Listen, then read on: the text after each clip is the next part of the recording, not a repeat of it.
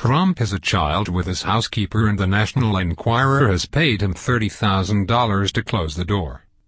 In late 2015, Dino Sajudan, a former doorman at Trump Tower, told a reporter for American Media Incorporated, or AMI for short, which publishes the National Enquirer among other gossip outlets, that Donald Trump had possibly fathered a child out of wedlock with an ex-employee in the late 1980s. He passed a lie detector test. AMI paid him $30,000 for the exclusive rights to his account, and then the company, whose president is good friends with President Trump, buried it.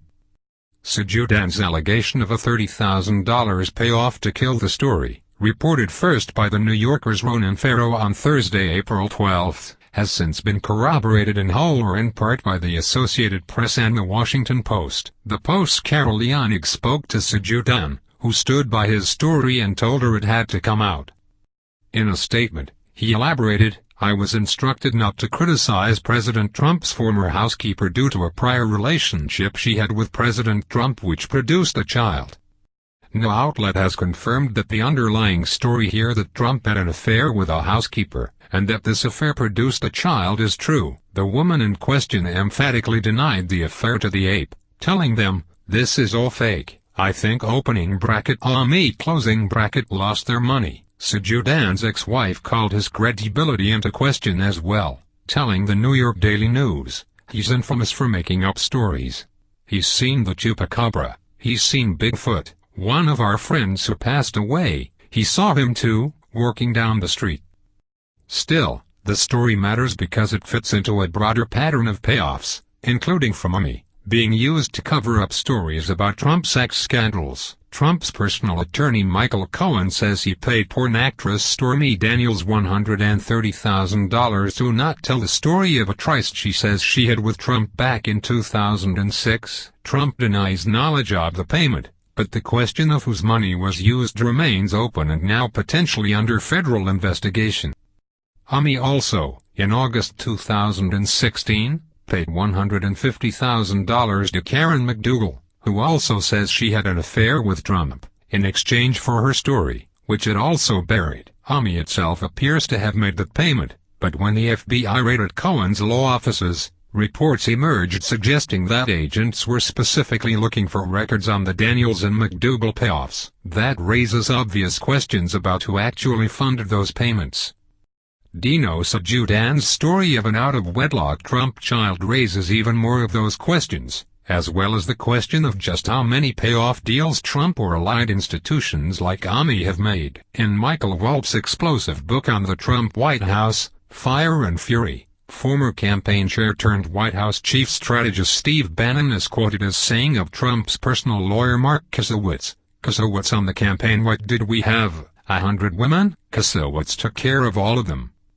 We don't have 100 names of women Trump allegedly paid off," and Bannon has been known to speak hyperbolically, "but we do have the names of McDougal and Daniels, and, with Sajudan's story, the possibility of a third woman." The National Enquirer has taken down politicians before but also maintained a tight alliance with Trump. American Media Incorporated's disinclination to pursue these Trump stories is, at first glance, puzzling. This is a company that, on Thursday, April 12, was running pieces speculating that Michael Jackson might still be alive, yet it's also a publication that has broken important and accurate stories of affairs in the past, most notably the story of John Edwards' affair and child with Real Hunter. AMI's willingness to pay sources is one reason it can sometimes break stories that more traditional media outlets can't.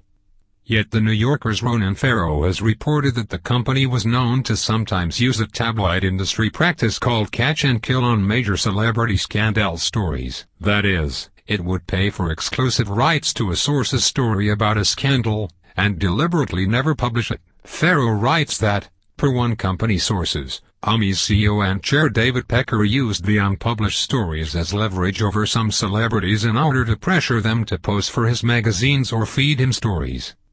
With Trump, there was an added personal element. Pecker told the New Yorker's Jeffrey Toobin last year that Trump is a personal friend of mine. They met in the 1990s. He joined Mar-a-Lago in 2003, and he attended Trump's wedding to Melania. Trump would frequently be a source for Enquirer stories, and in return, the magazine would avoid covering him negatively. Pecker claims that the National Enquirer's readers are white working people who support Trump. This came in handy for Trump during the presidential campaign. Since the early stages of his campaign in 2015, the New York Times' Jim Rudenberg, Emily Steele, and Mike McIntyre report, Mr. Trump, his lawyer Michael D. Cohen and Mr. Pecker have strategized about protecting him and lashing out at his political enemies. In one early interaction, the Times report continues, Mr. Cohen helped arrange and ultimately abandon the attempt to buy and bury a potentially damaging photograph of Mr. Trump at an event with a topless woman, what is known in the tabloid world as a catch-and-kill operation. In February 2015, the Times reports, Pecker and Trump met to strategize about how to release damaging information about the Clintons in a then hypothetical general election between Hillary Clinton and Trump. Then there was the $30,000 payment to Sejudan so he wouldn't come forward with the love child story, in November 2015. But the Enquirer also stepped in a few months later, as the primary contest between Trump and Ted Cruz got increasingly nasty. First, in early March 2016, the magazine officially endorsed Trump. Weeks later, they ran a story headlined "A Hooker, a Teacher, and Co-Workers. 5 romps that will destroy Ted Cruz." In it, the Enquirer made vague claims about supposed Cruz affairs with several vaguely described women, none of whom were named, and quoted longtime Trump associate Roger Stone saying, "These stories have been swirling around Cruz for some time. I believe where there is smoke there is fire." Cruz responded with fury, calling the story garbage and utter lies spread by Donald Trump and his henchmen. Trump, meanwhile, released a statement saying he had nothing to do with the National Enquirer that also stressed that they were right about O.J. Simpson, John Edwards, and many others. In April, the Enquirer published a photo it claimed showed Cruz's father with Lee Harvey Oswald, the man who killed John F. Kennedy, a story that Trump seized on and used to attack Cruz, insinuating that Cruz's father might have had something to do with the assassination as well. The Enquirer took a number of smaller shots at Cruz as the primary wrapped up, including describing Carly Fiorina as a homewrecker after Cruz announced she would be his pick for vice president if he were nominated. The Enquirer also brought toxically negative and largely fictional coverage of Hillary Clinton to checkout lines around the country. The magazine routinely depicted Clinton as crazed, diseased, near death, an ISIS-supporting traitor, a liar, a blackmailer, corrupt and a member of a crime family, Jack Schaefer wrote for Politico magazine. And then in August 2016, AMI did an even more expensive favor for Trump behind the scenes, when it paid $150,000 for exclusive rights to Karen McDougal's story of her affair with Trump and didn't run it. McDougal claims that Cohen, the Trump lawyer, was involved in her talks with the company about the hush money. AMI told the New York Times that it did, indeed, discuss McDougal's story with Cohen during the summer of 2016, though it claimed it only did so as part of the reporting process. McDougal's lawyer, Keith Davidson, who would go on to represent Stormy Daniels when she made her own hush money deal with Cohen, got in touch via email and phone with Cohen to tell him the deal had been completed. The Enquirer's extremely close relationship with Trump and his team reportedly continued after he entered the White House. The New York Times reported that in July of last year, Pecker visited Trump at the White House and brought along French businessman Cassid Ryan, who sometimes acts as an intermediary between Saudi Crown Prince Mohammed bin Salman and Western businesses. Pecker pursued business with the Saudis soon afterward, and AMI published a special propaganda magazine promoting the Crown Prince. There were also some suggestions that AMI was continuing to target Trump's enemies. MSNBC hosts Mika Brzezinski and Joe Scarborough wrote last June, this year, top White House staff members warned that the National Enquirer was planning to publish a negative article about us unless we begged the president to have the story spiked. We ignored their desperate pleas. The article eventually revealed the widely rumored fact that they had had an affair and left their spouses for each other. Gabe Sherman provided more details in a New York Magazine piece. The background, as he tells it, was that Brzezinski and Scarborough had been harshly critical of Trump's new administration. Then in April, Sherman writes, Scarborough texted with Jared Kushner about the forthcoming story, and Kushner told Scarborough that he would need to personally apologize to Trump in exchange for getting Enquirer owner David Pecker to stop the story. He did not do so, and the Enquirer published the story in June. On Monday, April 9th, the FBI raided Cohen's office and a hotel room where he had been staying. Per later reports describing their warrant, agents were looking for information on Cohen's $130,000 payment to Daniels shortly before Election Day 2016. But that's not all they wanted. The New York Times reports that they also wanted all communications Cohen had with Army's David Pecker, as well as National Enquirer editor Dylan Howard, who's embroiled in his own sexual harassment scandal. Agents were also looking for any information Cohen might have on Army's $150,000 payment to Karen McDougal, and they sought Cohen's communications with Trump himself, and other Trump associates, about potential sources of negative publicity before the election.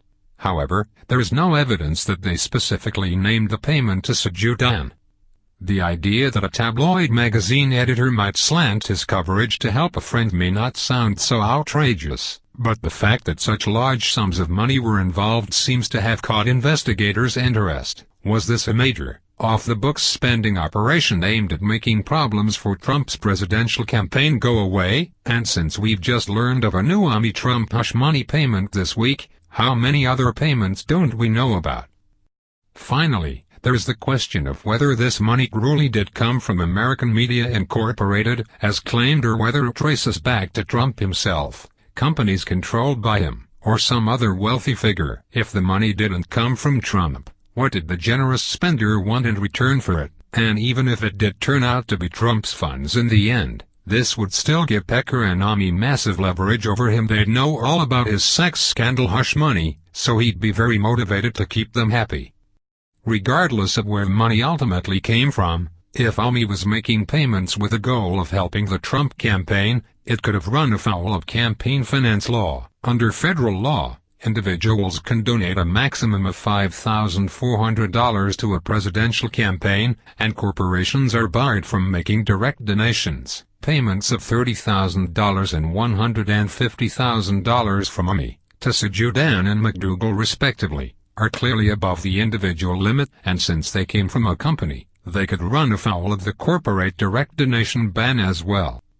As Irvine law professor Rick Hasen told the New Yorker's Pharaoh, press organizations are often subject to lower levels of scrutiny in these kinds of cases. The First Amendment's guarantee of freedom of the press gives press outlets latitude to endorse or condemn candidates without being prosecuted. But, he told Pharaoh, if a corporation that has a press function is being used for non-press purposes to help a candidate win an election, then the press exemption would not apply to that activity.